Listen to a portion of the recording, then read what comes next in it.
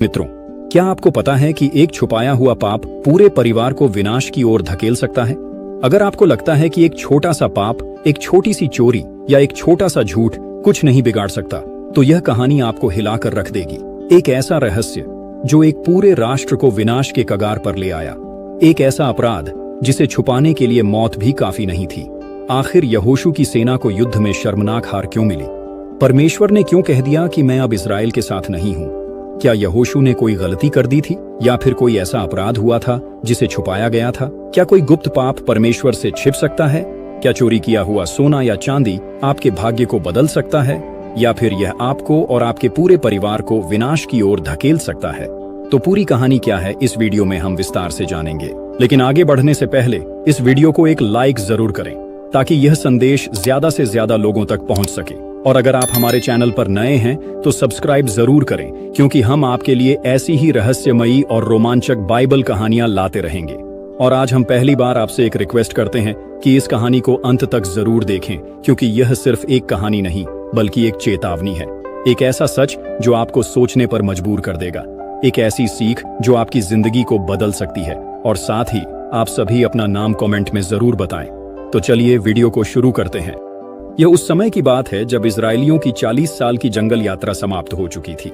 अब समय था कि वे परमेश्वर द्वारा प्रतिज्ञात देश पर अधिकार करें। यहोशू को परमेश्वर ने मूसा के बाद इजरायलियों का अगुवा बनाया था। वह एक शक्तिशाली और ईमानदार योद्धा था, जिसे परमेश्वर की आज्ञाओं का पालन करने के लिए चुना गया था। यरीहो एक अजेय किला था, जिसे तोड़ पाना असंभव माना जाता था।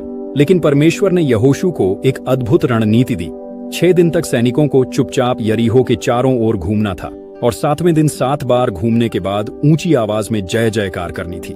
जब उन्होंने ऐसा किया तो यरीहो की विशाल दीवारें धराशायी हो गईं और इस्राएलियों ने नगर को जीत लिया। लेकिन परमेश्वर ने एक स्पष्ट आज्ञा दी थी, यरीहो के सभी खजाने यहोवा के लिए पवित्र हैं, उनमें से कोई भी वस्तु किसी व्यक्ति द्वारा नहीं रखी जानी चाहिए। यह आज्ञा इस्राएलियों के लिए एक परीक्षा थी। क्या वे परमेश्वर पर पूरी तरह से विश्वास करेंगे, या लालच में पड़कर उसकी आज्ञाओं को तोड़ेंगे? इस युद्ध में आकान नामक व्यक्ति ने वह किया जो किसी ने नहीं किया था। उसने परमेश्वर की आज्ञा को तोड़ते हुए चोरी की। आकान यहूदा गोत्र का व्यक्ति था, और वह इजराइल की सेना का एक योद्धा था। जब उसने यरीहो में प्रवेश किया तो उसकी नजर कुछ अत्यंत मूल्यवान वस्तुओं पर पड़ी। एक बहुत ही सुंदर बाबुली वस्त्र, 200 शेखेल चांदी, 50 शेखेल सोने की एक छड़। यह खजाना देखकर आकान का मन डगमगा गया। उसने सोचा, यदि मैं यह सब अपने पास रख लूं तो मैं और मेरा परिवार जीवन भर सुखी रहेंगे, कोई नहीं जान पाएगा। लेकिन क्या सच में कोई नहीं जानता था? आकान ने बड़ी सावधानी से इन वस्तुओं को लिया और अपने तंबू के नीचे जमीन में गाड़ दिया। वह इस बात से अनजान था कि जिसे वह छिपाने की कोशिश कर रहा था, वह परमेश्वर की दृष्टि से छिप नहीं सकता था। यरीहो की शानदार जीत के बाद इजरायलियों को पूर्ण विश्वास था कि अब हर युद्ध वे आसानी से जीतेंगे। अगला लक्ष्य था आई नामक छोटा नगर, जो बहुत शक्तिशाली नहीं था। यहोशू ने अपने सैनिकों को भेजा, और जब उन्होंने उस नगर का निरीक्षण किया तो उन्होंने कहा, हमें बहुत बड़ी सेना भेजने की आवश्यकता नहीं है, यह युद्ध तो बहुत आसान होगा। लेकिन जब इजरायली सेना ने आई पर आक्रमण किया तो कुछ ऐसा हुआ जिसकी किसी को भी उम्मीद नहीं थी। आई के लोगों ने इस्राएलियों को बुरी तरह हरा दिया।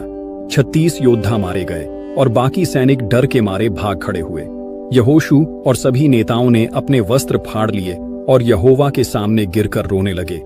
हे प्रभु, तूने हमें इस पराजय का अनुभव क्यों कराया? यदि हमें हारना ही था तो तूने हमें यरदन नदी पार क्यों करवाई? तभी परमेश्वर ने यहोशू से कहा, इस्राएल ने पाप किया है, उन्होंने मेरे साथ विश्वासघात किया है। किसी ने चोरी की है और उसे अपने पास छिपा रखा है। जब तक वह पापी वस्तु तुम्हारे बीच में है, तुम कोई युद्ध नहीं जीत पाओगे। अब यहोशू के सामने सबसे कठिन कार्य था उस पापी को ढूंढना जिसने पूरे राष्ट्र को संकट में डाल दिया था। परमेश्वर ने यहोशू को एक विधि बताई, कल सुबह पूरे इस्राएल को मेरे सामने लाओ, मैं स्वयं उस पापी को प्रकट करूंगा। अगले दिन यहोशू ने पूरी इस्राएली सेना को इकट्ठा किया। परमेश्वर ने सबसे पहले यहूदा गोत्र को चुना, फिर जेरह का वंश, फिर जब्दी का घराना, और अंत में परमेश्वर ने आकान को दोषी ठहराया। यहोशू ने आकान से पूछा, बेटा, यहोवा को महिमा दे और सच सच बता, तूने क्या किया है? आकान अब बच नहीं सकता था। उसने सिर झुका लिया और कांपते हुए बोला, हाँ, मैंने पाप किया है। जब मैंने यरीहो में एक सुंदर बाबुली वस्त्र और सोने चांदी देखी तो मैं उन्हें पाने के लिए लालच में पड़ गया। मैंने इन्हें अपने तंबू में गाड़ दिया है। यहोशू ने तुरंत कुछ लोगों को आकान के तंबू में भेजा और वे वहां से वही वस्तुएं निकाल कर ले आए। अब सारा इजराइल जान चुका था कि आकान ने परमेश्वर की आज्ञा को तोड़कर पूरे राष्ट्र को संकट में डाल दिया था। जब आकान का अपराध उजागर हो गया तो पूरे इजराइल में भय और निराशा फैल गई। अब यहोशू के सामने एक कठिन निर्णय था। क्या वह आकान को क्षमा कर सकता था? परमेश्वर ने स्पष्ट रूप से कहा था, जब तक इजराइल के बीच से वह शापित वस्तु नहीं हटाई जाती तब तक मैं तुम्हारे साथ नहीं रहूंगा। यहोशू और सभी बुजुर्गों ने इजराइल की पूरी सभा को इकट्ठा किया। उन्होंने आकान, उसके परिवार और चोरी की गई वस्तुओं को लेकर आखोर की घाटी में आए। यहोशू ने आकान से कहा, तूने हमें संकट में डाला है, अब यहोवा तुझे संकट में डालेगा। इसके बाद इस्राएलियों ने आकान, उसके बेटों, उसकी बेटियों, उसके बैलों, गधों, भेड़ों और उसके तंबू को लेकर उसे पूरी तरह से नष्ट कर दिया। उन पर पत्थर बरसाए और फिर उनकी लाशों को आग में जला दिया। इसके बाद उन्होंने वहां पत्थरों का एक बड़ा ढेर बनाया जो उस समय तक बना रहा जब यह पुस्तक लिखी गई। आखोर की घाटी, जहां आकान को दंडित किया गया, उसके नाम पर जाने जाने लगी। आखोर की घाटी अर्थात संकट की घाटी रखा गया। यह एक भयानक घटना थी, लेकिन यह इजराइल के लिए एक चेतावनी बन गई कि कोई भी परमेश्वर की आज्ञाओं को हल्के में न ले। आकान के पाप का प्रायश्चित हो चुका था। अब परमेश्वर ने यहोशू से कहा, अब डर मत, आई नगर पर आक्रमण कर, इस बार मैं तुम्हें विजय दिलाऊंगा। परमेश्वर ने यहोशू को एक नई योजना दी। उसने इजरायलियों को 2 भागों में बांटा। एक सेना ने सामने से हमला किया, दूसरी सेना नगर के पीछे जाकर छिप गई। जब आई के राजा ने देखा कि इजरायली सेना फिर से आ रही है तो उसने अपने सारे सैनिकों को बुला लिया और युद्ध के लिए बाहर आ गया। लेकिन यह उसकी सबसे बड़ी भूल थी। जैसे ही वह नगर के बाहर आया, इस्राएली सैनिकों ने पीछे से जाकर नगर को जला दिया। जब आई के सैनिकों ने यह देखा तो वे डर गए। अब वे दोनों ओर से घिर चुके थे। आगे से यहोशू की सेना और पीछे से छिपे हुए सैनिकों ने उन पर हमला कर दिया। आई पूरी तरह नष्ट हो गया। इस बार यहोवा ने इस्राएलियों को नगर की लूट अपने पास रखने की अनुमति दी, क्योंकि अब वे परीक्षा में सफल हो चुके थे। आकान की यह रहस्यमयी और रोमांचक कहानी सिर्फ एक ऐतिहासिक घटना नहीं है, यह हम सभी के लिए एक गहरी चेतावनी और सीख है। आकान ने चोरी को छिपाने की पूरी कोशिश की, लेकिन जो कुछ भी हम छिपाने की कोशिश करते हैं, परमेश्वर उसे जानता है। गिनती 32 के वचन 23 में लिखा है, तुम्हारा पाप तुम्हें ढूंढ निकालेगा। एक व्यक्ति का पाप पूरे समाज को प्रभावित कर सकता है। आकान ने सोचा कि उसका पाप सिर्फ उसका निजी मामला है, लेकिन उसके कारण पूरा इजराइल पराजित हुआ और निर्दोष सैनिक मारे गए। आज भी हमारे गलत फैसले हमारे परिवार, समाज और राष्ट्र पर प्रभाव डाल सकते हैं। लालच विनाश की ओर ले जाता है। आकान ने कुछ सोने चांदी के लिए अपना जीवन और अपने परिवार को नष्ट कर दिया। पहला तीमुथियुस 6 के वचन 10 में बाइबल कहती है, धन का प्रेम सब प्रकार की बुराइयों की जड़ है। परमेश्वर आज्ञाकारिता की परीक्षा लेता है। यरीहो के युद्ध के बाद परमेश्वर ने आज्ञा दी थी कि कोई भी खजाना न लिया जाए। यह आज्ञाकारिता की परीक्षा थी, परंतु आकान इस परीक्षा में असफल रहा। पाप को जल्द से जल्द स्वीकार करें और पश्चाताप करें। अगर आकान तुरंत अपने पाप को स्वीकार कर लेता और पश्चाताप करता तो शायद परमेश्वर उसे क्षमा कर देता, लेकिन उसने अंत तक झूठ और छल का सहारा लिया और अंत में उसका परिणाम भयानक हुआ। क्या आप कभी ऐसे प्रलोभन में पड़े हैं जहां सही और गलत के बीच चुनाव करना कठिन हो?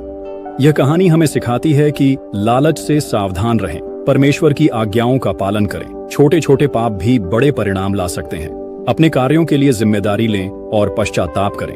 आज भी बहुत से लोग सोचते हैं कि वे गुप्त रूप से गलत काम कर सकते हैं और कोई नहीं जान पाएगा, लेकिन यह कहानी हमें याद दिलाती है कि हर पाप का परिणाम होता है। क्या आप भी जीवन में कभी ऐसे मोड़ पर खड़े हुए हैं जहां आपके अंदर अच्छे और बुरे में से किसी एक को चुनने की लड़ाई चल रही हो? आकान की तरह लालच के कारण कोई गलत निर्णय लेना आसान हो सकता है, लेकिन इसका परिणाम बहुत ही भयानक हो सकता है। इस कहानी को ध्यान में रखते हुए हम अपने जीवन में शुद्धता और सत्यनिष्ठा बनाए रखें। केवल परमेश्वर की राह पर चलने से ही हम वास्तविक शांति और आशीर्वाद प्राप्त कर सकते हैं। क्या आपने कभी सोचा है कि अगर आकान ने अपना पाप स्वयं स्वीकार कर लिया होता तो क्या उसका परिणाम कुछ और हो सकता था? यह प्रश्न आपके लिए सोचने का विषय है। क्या हुआ होता यदि आकान ने अपने पाप को स्वयं स्वीकार कर लिया होता? क्या परमेश्वर उसे क्षमा कर देता? बाइबल हमें सिखाती है कि परमेश्वर दयालु और क्षमाशील है। यदि आकान ने स्वयं अपने पाप को स्वीकार कर यहोवा से क्षमा मांगी होती तो शायद उसका अंत इतना भयानक न होता। परंतु आकान ने अपना पाप तब स्वीकार किया जब पकड़ा गया।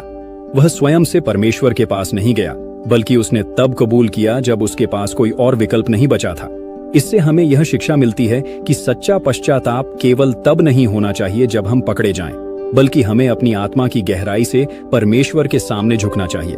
एक महत्वपूर्ण सवाल यह उठता है कि क्या आकान ही पूरी तरह दोषी था या इसके पीछे कोई और रहस्यमयी कारण था। जब इस्राएली सेना ने यरीहो को जीता तो वे सभी जानते थे कि लूट के सामान को छूना मना था। फिर भी आकान ने ऐसा क्यों किया? इसका उत्तर आदम और हव्वा के पाप से मिलता है। जब हव्वा ने वर्जित फल को देखा तो वह उसे खाने के लिए ललचाई। उसी प्रकार आकान ने भी जब सोने चांदी और वस्त्रों को देखा तो उसके मन में लालच आ गया। यह मनुष्य की प्रकृति का रहस्य है। हम अक्सर वही करने के लिए आकर्षित होते हैं जो मना किया गया है। लेकिन क्या आकान की गलती अकेले उसकी थी? क्या उसके परिवार को उसके इस पाप का पता था? क्या उसके गोत्र के लोग भी दोषी थे क्योंकि उन्होंने उसे प्रोत्साहित किया या उसके इस पाप को छुपाने में सहायता की? यह प्रश्न हमें हमारे समाज और परिवार के प्रति हमारी जिम्मेदारी की याद दिलाते हैं। आकान की कहानी केवल एक घटना नहीं थी, बल्कि इजराइल के भविष्य के लिए एक चेतावनी थी। इसके बाद जब यहोशू ने फिर से आई नगर पर आक्रमण किया तो वे सफल हुए, क्योंकि इस्राएल शुद्ध हो चुका था। यह दिखाता है कि जब तक पाप को नहीं हटाया जाता तब तक परमेश्वर की आशीष नहीं मिलती। आगे चलकर इस घटना का प्रभाव इस्राएल के इतिहास में गूंजता रहा। यहूदी परंपरा में इसे आखोर की घाटी के रूप में जाना गया, जो संकट और न्याय का प्रतीक बन गया।